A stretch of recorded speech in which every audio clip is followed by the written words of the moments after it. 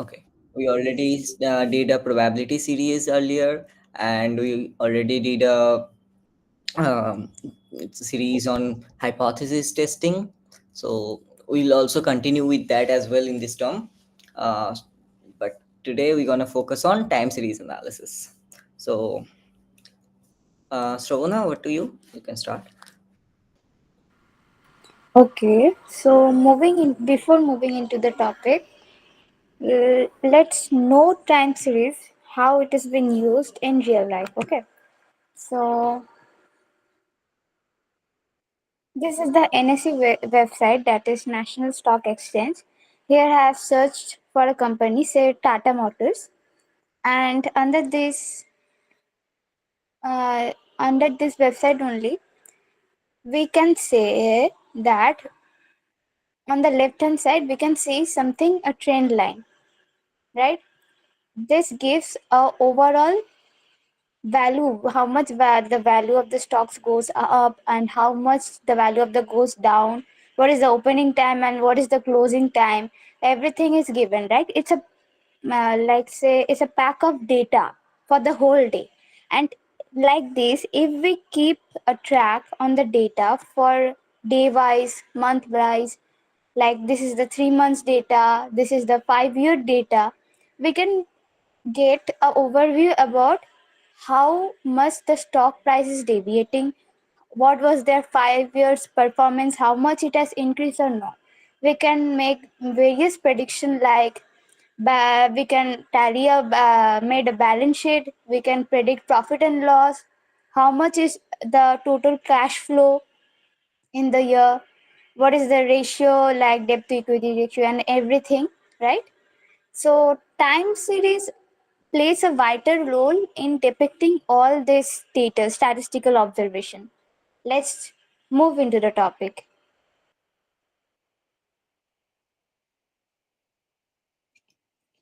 Time series. Time series can be defined as a set of observation of a variable recorded at successive interval point of time. Records are being taken at every point of time. Just for example, in case of stock data, I have shown you that over a day and of each time how much the stock price deviate, it's been taken, and the records are being stored to analyze the monthly, yearly or 3 months worth, quarterly or whatever, to analyze the data. Mathematically, time series is defined as the functional relationship yt is equal to f of t. What f of t means? F of t is the time, t1 period, t2 period or whatever, and yt is the value. In the previous example, I have taken YT as the stock price and F is the time period. Now, what is the uses? It analyzes the past trends, it forecasts about the future planning, changes, helps to compare about the changes across time and location, makes to helps to make a better decision for and policy for a good business, and also helps to differentiate between past and future. Now, let us take broad example where time series analysis plays a vital role. Like in the finance and economic sector, what they study data like stock prices, as I shown, inflation rate to predict the future rate. How they work? They use mathematical models. Several mathematical models like Mondigliani and Miller theorem, or theory, or arbitrage pricing theory, and various other theories are being helping the traders to predict the stock prices. Okay. And in the business and marketing, they look about the parts sale. This helps them to keep a track on the inventory, how they will manage the inventory, how they will increase the profit level, and so on. So time series over a period of time helps to analyze those concepts so that they can perform better in the market. And similarly, in the healthcare sector, they uh, do several case studies of diseases like heart rate or every other diseases, and on that case study they prepare other medical uh, They prepare other medical researches and everything.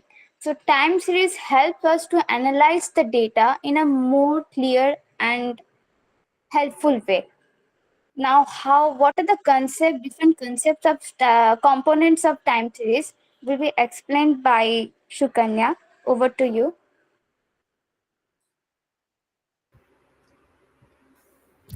Thank you, Shravana. Yeah. Okay. Uh, Components of time series is what we'll start with. But probably you guys already know what are the components of time series. Any guesses, like something that you automatically guess, like it's written over here? Yes, probably you can't guess now. Fine, but these are the terms that are that you guys are very familiar with, right? So trend is something, even not in the context of time series, these are a few terms that you have repeatedly known, or in some way or the other we use it in a very casual sense. And the advantage for us here is that time series also uses it in almost same manner. Okay. What is a trend in the general terminology terms? What do you call a trend? A trend is something that you would observe during a period of time, right? You say this type of clothing is a trend now, or whatever it is, this was a trend at some other point of time, like another type of clothing, probably sarees or something that were trend at another point of time. So whatever has got a pattern for a long period of time, or which is increasing over a period of time, that is what we call trend, right? That is the first component of time series. Yeah, we look into it, I'm just briefing it first. And the second thing is seasonal. Again, you could relate it very casually, probably. What would be a seasonal time, what would be the seasonal component of time series? if you guys are if you guys are actually um, guessing it up, what would be the seasonal change? Or can you give some point where it will be, where we say it's the seasonal change? Very simple, right? Like, do anybody have a guesses for each of these components? Yeah, event based. What do you guess? Probably festival times, right? Yeah, each of the event times, very good. Each of those times wherever you have ice cream sales, probably in summer it's more. Yeah, each of the times where, due to the season or natural courses, yeah, during festivities the clothes, yes, all of you are right, very good.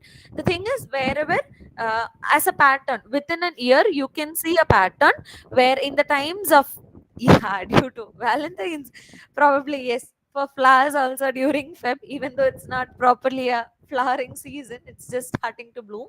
But then each of the time, due to our man-made things, or during festivities, you could observe changes in the what do you say, in our sales, or in the data, probably. Yeah, sales is what most of you are connecting with. Yeah, you can use that as the proper basis to understand it. So because of that, whenever there is a change that is happening within a year and it is repeating over the years, right, they are seasonal changes. Now cyclic changes are just slightly different. When you have the period of change over a larger span, right, it's not just exactly 1 year that the cycle is repeating or the pattern is repeating. You are able to observe it over the years, right? You are not uh, exactly going it by within a year span of time, but then you are having a larger period of time. And the last one is random changes. Now random component of the time series is the most ambiguous one, or the vague one, because it is a very unpredictable force that is happening, and you are not able to exactly find out, or you maybe even you're able to find out why it is happening, but you can't measure the impact probably at times, or you can't predict that it is going to come or it would repeat at some time or something. Unless it happens, we cannot find out the pattern of it, and there is no particular pattern. For example, when there was an epidemic in our country, the sales of medicines increased, right? That's not particularly a boom. But at the same time, the sales of some other components went exactly the reverse way. So you cannot exactly say how much it would impact, or how much.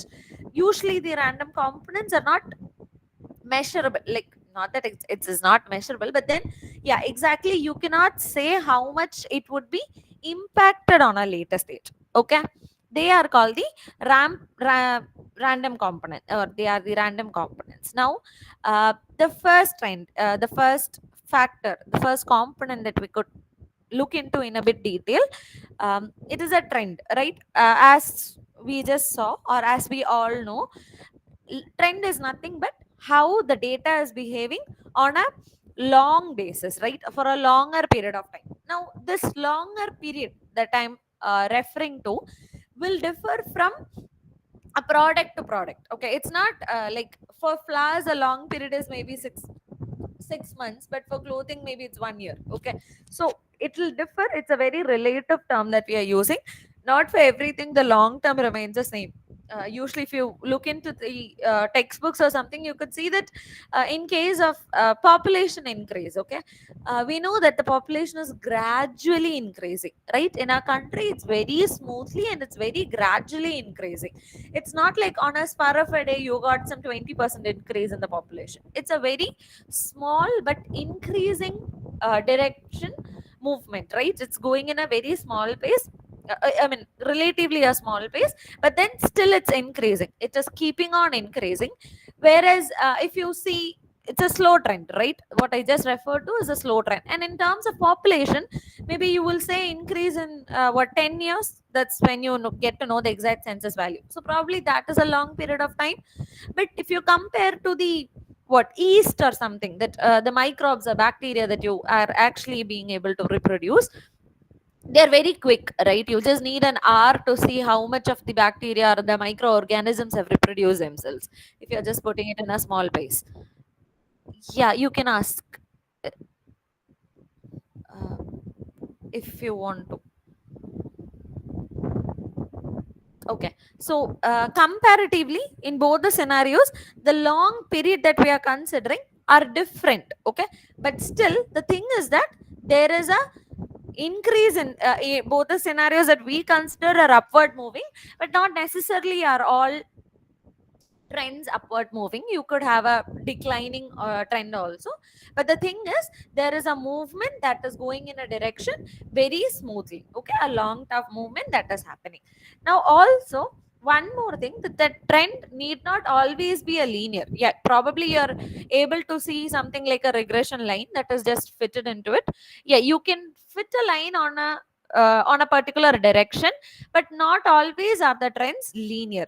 There are non-linear trends too. So it is just the line that you're able to plot between your data points, where you are able to see the cluster of points getting upon, right, throughout the years, how it is moving. It is just the direction that we are talking about. Okay, so as you can see, the population or the gold price, which is ever increasing, there are such things that have a particular direction, that have a particular movement, which is called the trend component of our time series. Okay, the next thing, as all of you referred, is a seasonal component, which all of you gave very good examples. So it is like you have a span of year, as referred to here, like this is the first span that you're observing. So first there was an increase, then there goes to be a decrease. You can just note down the time values. In 2019 it started from some January or something, I guess. It started with an increase. It's a very, very gradual increase. It got some peak in the September or something, right? 1/9 it says. So probably around September it got a peak, and then it started declining again. And then the next increase was initiated in 1/1/2020. See, so whenever the cycle, this increasing decreasing is what, how the movement of your data points are. This is just what we are this is the trend that we are able to deduce from it. Okay, and the background graph that you can see with the light gray is actual how the data is. Okay, how the data is to be plotted. So in this data you can observe that gradually there is an increase, and then there goes to be a decrease. But this pattern, whatever pattern that we are observing here, this pattern is being repeated over the years. right? Which is why we are saying that whenever there is a pattern that is repeating at regular intervals, and this interval is to be less than a year, where we are causing the, which is actually causing the seasonal change. Why is it important to look into the seasonal change? Because you okay, even the first trend change, if you are looking for some gold price increase, it is not just purely increase in the amount, right? It is not just simply that there is an inflation happening with it, right? Exactly, because naturally your money value is getting different. There's a difference in the money value, so there is automatically a factor which is also affecting your increase in the money. It is not purely the money that is increasing. So you need to figure out how much exactly has the money increased, rather than just the other factors or the economy influencing it. Similarly, in seasonal changes, you actually want to know where there is more sale in your business, rather than just getting some boom out of it, or a particular festive season is bringing a boom. Or if you are able to identify which is a season that is bringing you boom, then you can probably get enough stock also for the next season, right? Of the same time, you could get a stock for the next season, that so that you don't lose any business anymore, right? Which is why it is important to look into the seasonal changes. Then the third component, which is the cyclic component, it is similar to the same seasonal patterns that you're observing, just that you have a longer time cycle. Okay, it is not a 1 year data. It may vary from particular it may vary from one data to another, or one variable to another.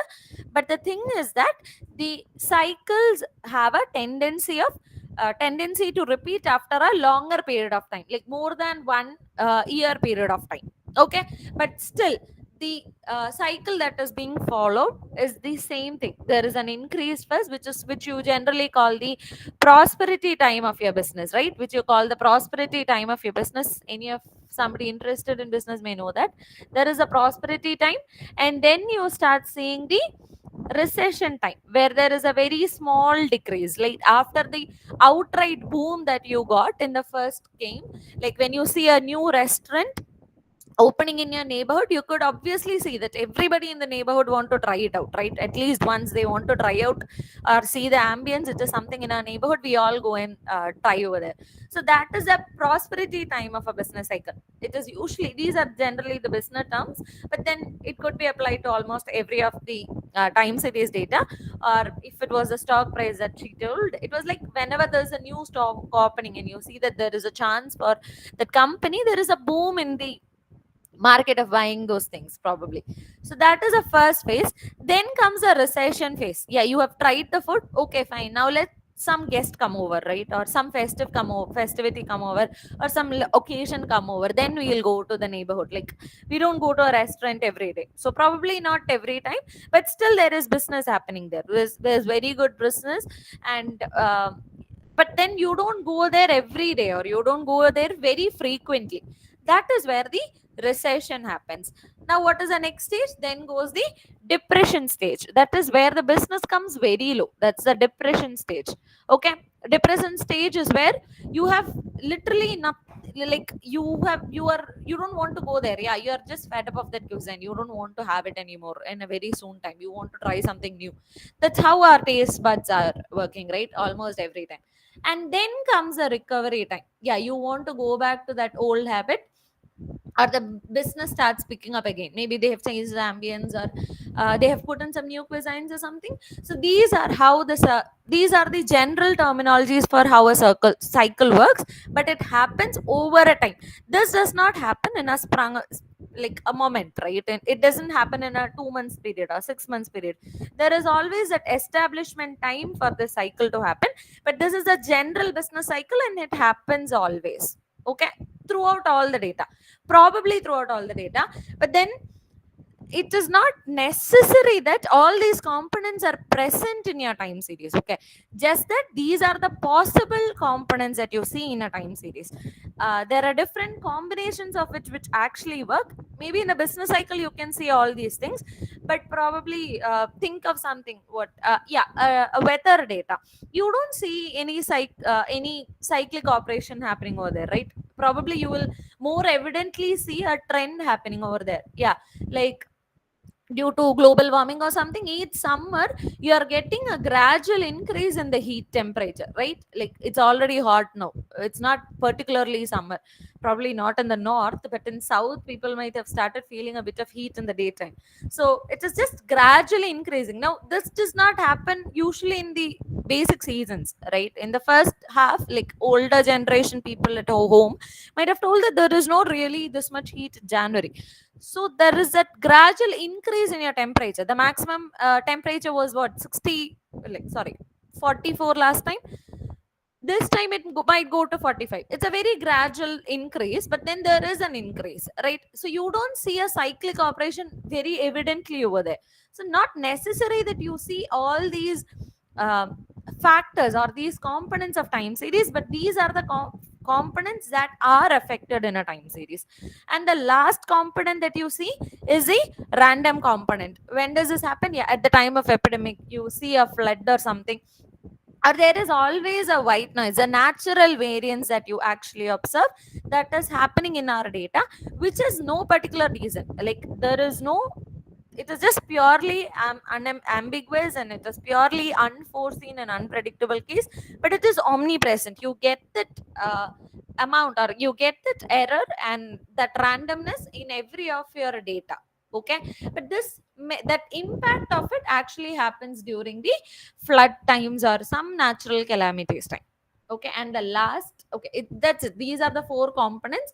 What you do is, in your time series data, you have individual effect of all these particular series or particular components, and you want to figure out how much or what is the extent of each of these in your data, so that you can study each of them individually. Okay, so just quicker recap. The four components in a time series are trend, seasonality, cyclic, and random. These trend, as you all know, is just the movement, a long term movement of the data. Seasonal, within a span of year you observe a pattern that's happening. Cyclic is when the span is a little bit more, and random is when you purely have no control over it, or it is very completely unpredictable nature of your data. It's just there. Okay, and you could just see what are the different components, or you could just derive the effect of each of these components separately, so as to have a better understanding of your data. Okay, any doubts before I stop? Yes, yes. Um, is there something like a pendulum kind of thing, a back and forth movement? That's just the oscillatory movement, right? That is also a kind of cyclic, probably. Like you have an increasing thing and the decreasing. That's a particular pattern that you're observing. This is the cyclic thing. Not necessarily need not be following this pattern in every case, right? This is just a business cycle, or that one you observe repeatedly on a general scenario. But then, not necessarily do you have this pattern happening every time. There are different types of patterns that could occur, and the oscillatory movement is one such cyclic movement. A rather silly doubt. Yeah, yeah, Does go ahead, please. like the machine of heartbeat, does it has any resemblance to this topic? Heartbeat, probably it is a random one. I don't think we can actually, it is clustering around a single point, right? You have minute per minute. This is the amount of time that you see on an ECG trend line, right? That's what Yes. you actually see. Yeah, you are having it around a particular line, or it is clustering around a particular point. So there is just a trend component happening in it, which is a constant trend component, but you have a trend component happening in it where there is no particular upward or downward movement of it, unless you're stable. But then, yeah, you have a very constant, when you have the values of your heartbeats clustering around a particular straight line, a linear line. Okay, thanks. Okay, great. Any other doubts?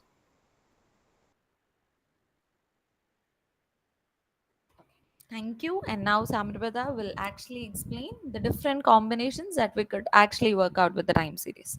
Thanks for listening. Yeah. Thank you, Shukanna, Sramana, both of you, for uh, explaining in such a great way. Yeah, Shukanna, could you please? Okay, I'm sharing it. Mm, hold a minute.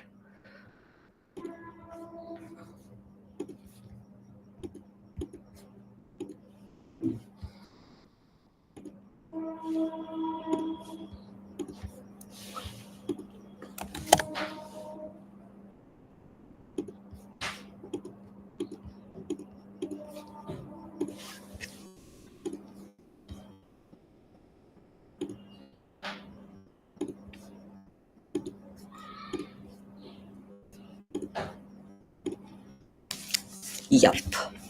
So now we are aware of that what is time series data and uh, what is the components, what are the components, right? Um, but what was our main goal? Can you just, one of you just tell me what was the main goal of studying time series data? Anyone?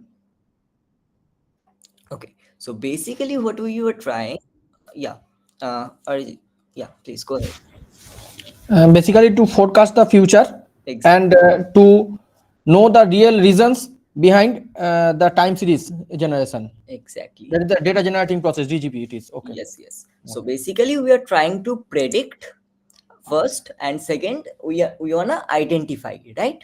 So our object is to predict first, and then first identify and then predict. Based on the identification, based on the components, we're gonna predict the data points in the future. Okay. So basically, to model it in a mathematical way, we are giving few notations. So yt is the observed value of time series at time t. Okay? At any single point of time, we have observed yt observation of a variable, and that could be predict or forecast. Okay. Good question. Forecast. What is the difference between predict and forecast according to you? Prediction, there is a sort of like might or might not be happen like that exact way. Forecast is like there will be some certainty in the Okay. forecasting. So prediction comes with intuition, right? And forecast comes with logic behind it. So what you gonna do? You gonna call it? We are doing mathematics behind it. So what it should be called? um, we are predicting. No. Is it based on the intuition?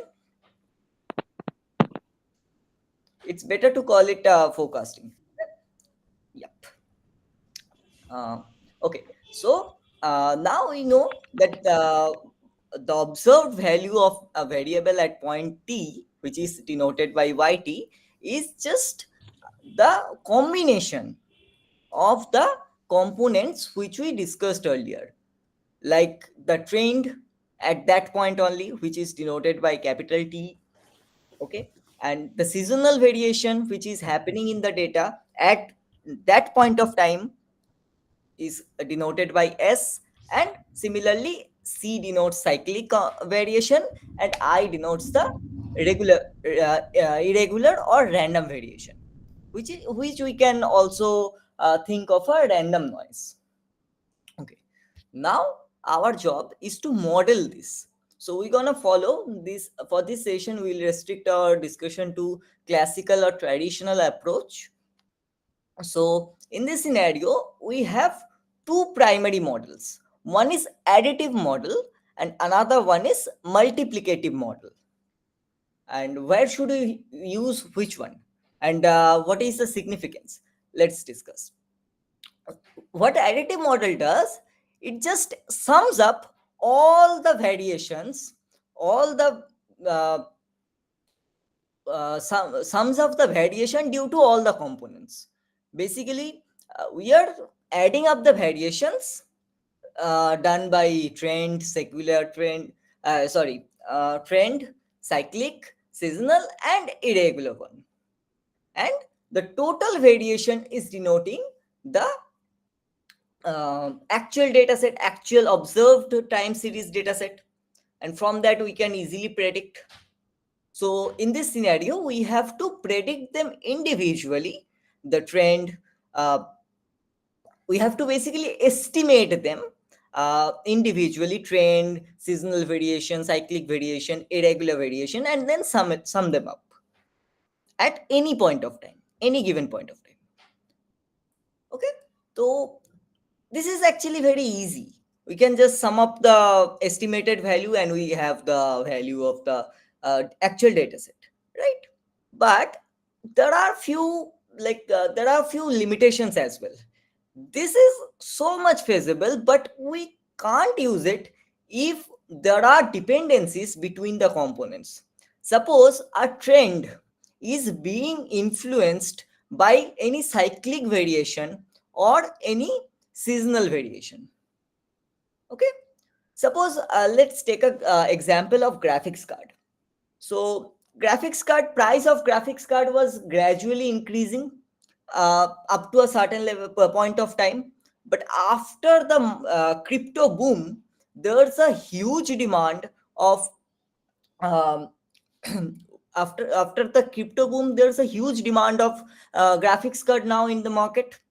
Like around 2021 or 2020, there's a crypto boom. So that irregular or random event has changed the whole trend line of the demand curve of graphics card, which has affected all the stocks related to it, the market, the whole industry, right? So for that kind of scenarios, we can't use this additive model, right? So this is not most economical, this is not feasible for most economical scenarios. In real life, we can't use this, but this is very much feasible. We just uh, estimate the values and just sum them up. To get rid of that, to make it applicable in real life, what we can do, we came up with, not we, the scientists, the mathematicians came up with something new. This is a multiplicative model. So basically, there's no independence in the data set, or there's no independence in the components. In this scenario, we just estimate them individually again and then multiply them. Okay, and multiply them to explain the actual variation or the total variation observed in the actual time series data set, which will help us to predict, right? So in this scenario, this is very much feasible to model any real life scenarios, but there are few fallacies as well. This type of model is not easy to deal with. Okay, it is actually complicated when we apply these models. So far we have two models only. One is feasible, but not one is feasible to the market or the economic scenarios, but not easy to work with.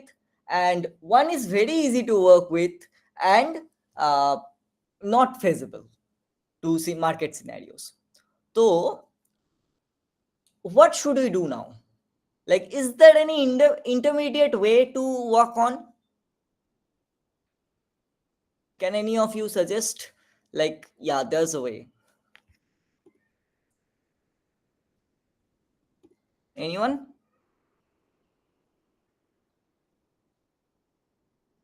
Okay, let me think about it. Okay, are these models completely different from each other? If we check, the multiplicative model is basically multiplying them, right? Multiplying the components to find out the or to forecast the value of the variable. If we take a logarithmic transformation, the multiplicative model just reduces to additive model only. So by taking this small transformation, we can get rid of the long calculations and also make it a perfect fit for the real life economic scenarios. So in this way, we preferably work with logarithmic transformed model, which is basically transform model of the multiplicative scenario. Okay.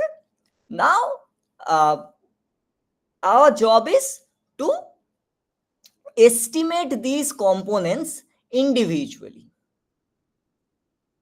Whenever we are trying to estimate, it should firstly flash out or pop up in our mind that there's a random component in this scenario. So it would not be that much feasible. We just can minimize it. So we will be taking MSE laterally for the random scenario, and we have methods to estimate trend, secular trend, and cyclic trend. Okay.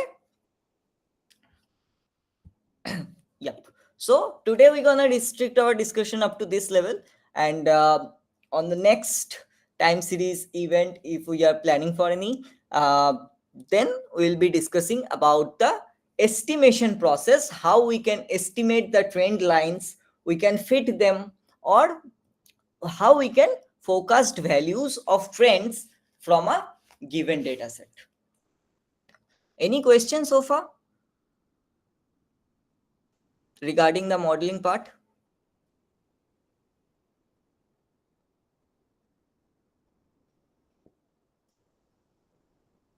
Okay. Anyone apart from Ankit? Okay. Now, two things to say that we are planning for a few more events in this term. Like we will be continuing beyond the number probability series, and we are also planning for a principal component analysis event soon. And we are uh, also planning for few recap session for stats 1, stats 2. Additionally, we are looking for a co-member for handling PR and social media. So if you guys are interested, you can scan this, okay, and fill the form. And also the recording will be available to you by maybe a week, maybe. And yep. Any question regarding this event or chi-square, anything? If you guys have any question, you can feel free to ask. Yup, Nilgiri YouTube. Yeah, in our house channel.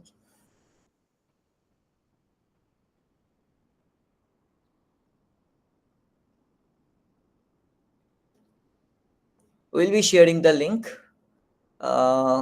You guys are currently working on degree level. Now we are on diploma level. Mm.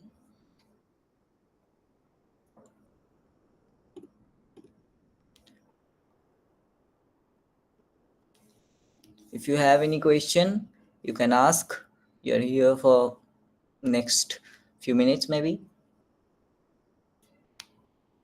If you guys have any specific requests or suggestions too, you can say. Like Ah, you want something on a particular topic or something like that. Anything.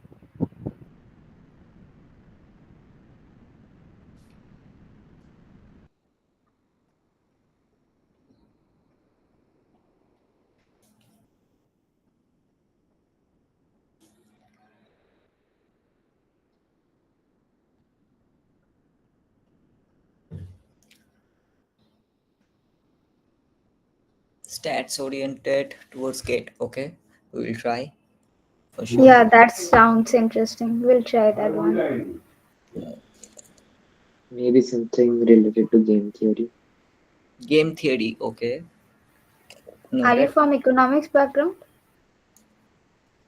Oh no, I just have interest in that field. Okay, okay, okay. Got it. Okay, sure. Noted.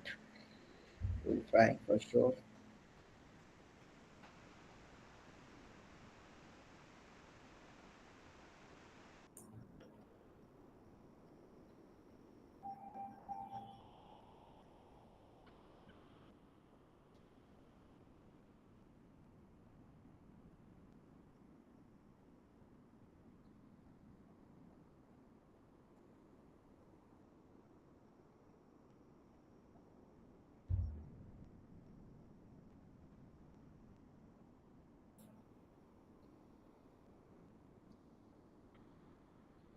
Yup. Time series analysis will try to continue.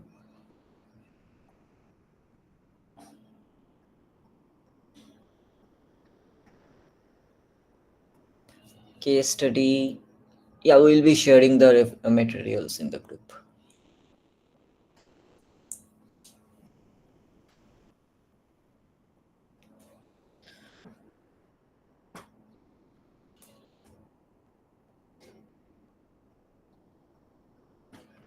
Group link. Uh, Shikana, can you please share the WhatsApp group's link in the chat box? Yeah, sure. Just give me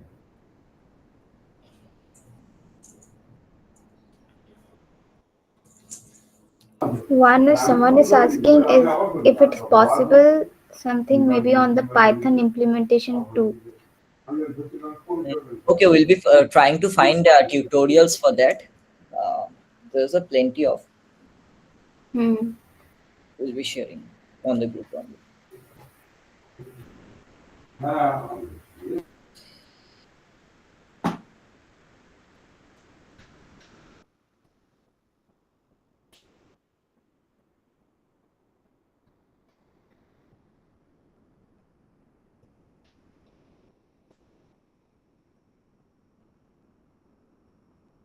Probably you can see case studies in Kaggle too. That's something platform that you're familiar with, right? Go ahead for. Or do you guys have any idea where you can get time series case studies? Somebody has asked. Mm, okay. They can get it from Google Scholar. Yep. Many are there. Scholar, scholar, and maybe in s- scholaries. I guess scholaries will also be helpful.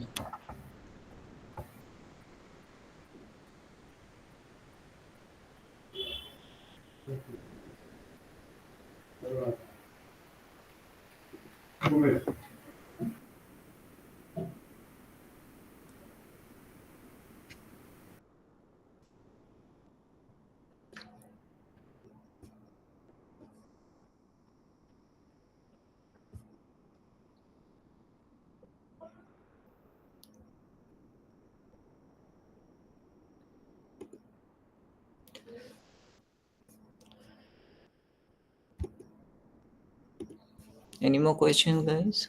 Thank you. Yup. Thank you all. Here's the group's link. You can join and ask your queries.